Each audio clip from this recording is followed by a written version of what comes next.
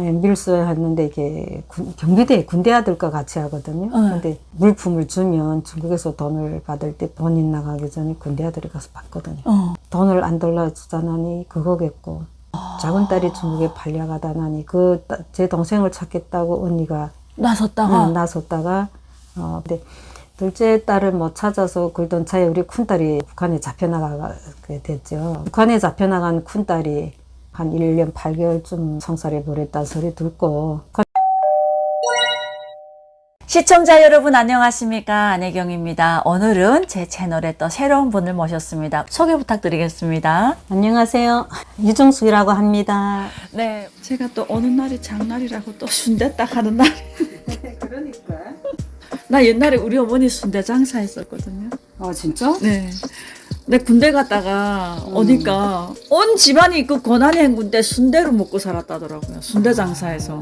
그렇구나. 네. 어디서 고향 어디게? 해령. 우리 궁심. 아, 궁심.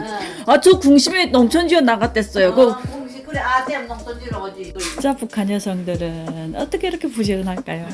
아니, 그래서 이 순대를 이렇게. 우리 전이 한자석이었어. 아, 진짜? 부럽다. 김 제일 마지막에 오신 거예요? 네? 네. 내 11년도 오고, 우리 아들이 한 7년도 오고, 우리 딸이 이제 9년도 오고, 내 11년도 오고. 김이 지금 북한에 있는 게 없겠네. 배관들도 다 데려왔어. 성공했다. 걔 가서 다 데리고 왔으니까. 그 대한민국이 그냥 대이동했네. 다 이동했지. 완성됐습니다, 순대가. 근데 내가 진짜 나 진짜 순대 못 먹거든. 여가지 그 아는 동생이 하는 순대도 하나 먹고 내가 뱉어버렸는데, 내가 이 순대는 진짜 많이 먹었다. 한 접시 다 먹었어. 냄새가 안 나요. 나 맨날 채식주의자를 했는데 오늘로 채식주의자를 끝냈어. 네, 우리 언니라고 불러야 되는 게 맞죠? 네, 언니가 좋죠, 이모님보다. 네, 우리 언니는 고향이 어디셨어요? 저는 양강도예요. 아, 최근에 보게 되면 대부분 보게 되면 양강도에서 오셨어요. 네. 그렇죠. 양강도로 하면 압록강을 끼고 있다 보니 많이 오죠. 그러니까 예전에는 이렇게 함경도 해령 쪽에서 많이 왔었는데, 그 이후 한 10년 이후부터는 양강도 분들이 많아졌더라고요. 그럼 북한에서 하시던 일은? 저는 북한에서 중앙은행 다녔어요. 아, 중앙은행이요? 아니, 나는 북한에서 은행을 모르고 그냥 동네에 저금소 하나 있는 거는 봤는데 은행을 가본 적이 없거든요. 은행은 어떤 사람들 이용하는 거예요? 그러니까 북한의 그 중앙은행이라 하면 모든 기업소에 돈이 들어가고 나가고 하는 걸 다 은행에서 통과를 하는데, 또 북한의 이 대한민국과 달라서 북한에는 부의원들이 은행에 와서 행표를 가져가서 물어주는 돈, 찾는 돈 다 행표 거래하거든요. 대한민국에는 이런 컴퓨터로 다 전산망이 이루어지지만 북한에는 아직도 계속 수판화를 튕겨야 되니까 그러니까 기업소별 모든 거래는 부기원들이 은행에 와서 재산 거래하고 있어요. 아, 그러니까 우리 같은 개인이 은행을 모르는 건 당연하구나. 대한민국에서는 개인이 은행을 이용을 하는데, 북한은 그러니까 공장의 부기원들만 이용을 할 수 있는 곳이니까 우리는 몰랐고, 그럼 거기서 은행에서 이렇게 돈을 내주고 받아들이고 이러한 업무를 담당했던 거예요? 저는 부기결제과에 이런 비생산 부문을 보고 있었거든요. 그러니까 말하자면 비생산 부문이라 하면 국가 예산을 받아서 쓰는 사무기업소고, 또 독립채산제라면 일에서 버는 것만큼 쓰는 데를 독립채산제라 하는데, 저는 예산제, 그러니까 비생산단위에 월급을 주고 단기간 같은, 우리 같은 보건 같은데 이런 데를 맡아 하셨구나. 그러면 대한민국은 은행원들이 월급이 많다 하거든요. 북한은 어때요? 북한도 그 생산기업소는 월급을 생산을 못하니까 못 받아도 중앙은행 같은 거는 예산제를 해서 월급을 딱딱 받죠. 국가 예산 수입에서 딱 나오는 돈을 받다 보니 네, 월급은 제때 우리는 받았어요. 우리는 병원 다닐 때도 6개월에 한 번 몰아줄 때 있고, 어떨 때는 월급이 다 어디 건설장에 갔다고 할 때도 있고 그랬는데, 은행원들은 따박따박 받았구나. 그러면 그렇게 은행원 생활했으면 별로 어렵거나 힘들지 않았을 텐데, 북한에서. 저는 힘들지 않았어요. 근데 탈북을 결심하게 된 계기가 있었을까요?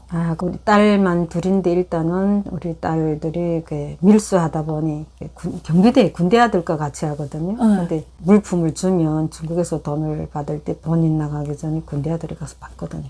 돈을 안 돌려주자나니 그거겠고 작은 딸이 중국에 팔려가다 나니 제 동생을 찾겠다고 언니가 나섰다가 북한보다 그래도 중국이 좀 더 살기가 좋으니까 그게 계기가 돼서 중국에 오게 됐어요. 와, 그 돈 때문에 딸이 중국에 팔려갔고 그 딸 찾으려고 또 큰 딸이 또 나섰다가 시발은 어떻게 됐든 일단은 대한민국에 온 건 정말 기회의 땅이잖아요. 그럼 그 딸들이 다 대한민국에 지금 현재 와서 살고 있어요? 아니에요. 그 언니가 동생을 찾겠다고 중국에 와서 그다음에 저랑 또 데리러 와서 또 같이 왔잖아요. 그런데 둘째 딸을 못 찾아서 그러던 차에 우리 큰딸이 북한에 잡혀나가게 됐죠.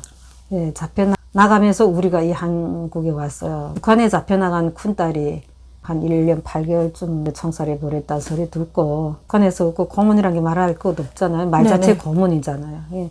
큰딸이 손녀를 데려왔어요. 그래 중국에서? 네, 중국에서 여기 데려왔는데 제 그때 당시 생각은 내가 이제 죽으면 야 어찌겠나니까 둘째 딸을 그래도 찾아야 됐다 해서 둘째 딸을 찾기 시작했거든요. 일단 제가 모란봉 클럽에 딸을 찾는다고 나갔어요. 그 모란봉 클럽에 출연하다 보니 우리 둘째 딸이 내 출연한 거 보고 그래 우리 그렇게 찾았죠. 와, 그러면 둘째 딸은 이미 대한민국에 와 있었네. 그러니까 온지 2년은 못 됐고 1년 한 6개월쯤 됐더라고요. 그러면 그 큰언니는 그 팔려간 동생을 찾으러 왔다가 어머니까지 데리고 오고 그러던 과정에 또 큰딸은 또 잡혀나가서 정당에는 총살당하고. 그렇죠. 그 큰딸이 그 소식을 들었을 때 너무 힘들었겠다, 언니. 그렇죠. 힘들었죠. 그 남겨진 그 손녀는 엄마의 소식을 들었을 때 그때가 몇 살이었지, 애가? 제 엄마가 죽었다고 할 때 그러니까 소녀가 여기 7살이 나왔거든요. 한국에. 네, 그래서 한 2년 됐을 때 처음에는 무슨 소린가 하죠. 그때는 뭐 9살도 못 됐을 때니까 10살 넘어가네. 처음에는 말을 안 해줬어요. 그러다가 그 사춘기에 들어가면 그래 제가 말을 했죠. 가장 그 엄마의 손길이 필요할 때 할머니와 함께 있으면서. 그렇죠. 그래서 일단은 중국이라는 그 살벌한 땅을 나와서 대한민국에 오긴 했는데 그래도 애들은 엄마의 손길이 많이 그리웠을 거란 말이에요. 그렇죠. 방송이라는 게 진짜 대단해. 대한민국의 방송은. 이제 만나러 갑니다에서도 나와서 형제들 찾고 가족을 찾는 사람들도 봤는데 모란봉 클럽에 나와서 얼마 있다가 딸이 소식이 왔어요? 제가 출연해서 한 13일인가 됐어요. 사람 찾는다 해서 온지 막 하루에 5-6번이 나오거든요. 낮이고 밤이고 나왔어요. 근데 모란봉 클럽에서? 막 방송이 되다 보니 우리 그 딸 친구가 그거 보고서 우리 딸 밤에 자는데 막 새벽에 한 2시께 전화 오더래요. 저거 이상 방송에 나오는데 너 엄마 아닌가 좀 보라 하고 봤는데 북한에 있을 때 엄마 모습은 하나도 못 찾아보겠는데 일단은 목소리는 알아듣겠다 하더라고요. 14년 만에 봤으니까. 14년 만에. 와. 그럼 딸이 그때 팔려갈 때가 몇 살이었어요? 그때 20살이 됐대요. 20살에서 34살에 엄마를 만났으니 그동안 엄마는 많이 늙었지. 그렇죠. 와, 그러면 딸이 왜 한국에 와서 그동안 엄마를 찾을 생각을 못 했지? 설마 우리 여기 왔겠나 했겠죠. 또 제가 여기 오기 전에 우리 딸이 그래서 중국에서 전화 왔어. 엄마 나 한국 가라나니까 너 남조선 가면 어찌나. 그럼 여기 있는 가족이 다 있지. 역적이 되는데 그러지 말고 돈 벌어가지고 쌀 한 빵통 싣고 나오라고 내가 그랬거든요. 북한에 있을 때? 응, 북한에 나오라 해고. 그렇게 말하고서 한 몇 달 만에 난 우리 여기 중국에 건너왔을까 우리 딸이야. 설마 우리 엄마는 여기 왔었는데. 엄마는 그 통화를 끝내자마자 몇 달 있다가 중국에 들어왔고 한국에 와 있을 거라고는 상상도 못 했구나. 그래갖고 그날로 딸을 만났는데 어떤 마음이었어요? 14년 만에 만났을 때. 기차 타고 왔어요. 그래 역전에 나갔는데 딸이라고 사실 믿기지 않더라고요. 우리 딸 이게 알을 낳고 살이 많이 쪘더라고. 그러니까 북한에 있을 때는 몸이 약하고 그런 아됐던데 나는 여기 와서 10년 넘어 있어도 항상 그때가 20살 때 그 얼굴만 자꾸 생각나거든요. 보니까 그 눈이 억슬억슬한 그거 하나밖에 생각나. 그거하고 목소리가 그래도 귀에 익었더라고. 그렇죠. 한국에 오면 먹을 게 많고, 예, 저도 한국에 올 땐 이렇지 않았거든요. 그 저희 그렇죠. 가족들이 제 방송에 나온 걸 북한에서 보고 그러더라고요. 언니 살이 너무 통통하게 잘 쪘다고. 저는 진짜 살 쪄보는 게 소원이었어요, 북한에 있을 때. 근데 한국에 오니까 찌라고 하지 않아도 찌더라고요. 그렇지. 예, 먹을 게 많고 일단 마음이 편하니까. 그렇게 돼가지고 둘째 딸은 만났는데 일단은 또 큰딸이 그렇게 돼가지고. 그렇죠. 큰 딸이 뭐 나가 정살됐다니까 뭐 요즘 건 보지도 못할 딸이고. 자식을 먼저 앞세운다는 게 병으로도 아니고 불의의 사고도 아니고 총살 당했다는 게 배급이랑 제대로 주고 모든 게 생활이 좋으면 왜 이 길을 걷고 뭐 이래 죽고 저래 죽고 사람들이 많이 죽었잖아요. 그래서 그게 아깝죠. 한창 필 나이에. 일단 마음은 아픈데 그래도 대한민국에 오니까 좋죠. 그렇죠. 대한민국이 아니었으면 우리가 지금 어떻게 됐겠나 생각도 나고.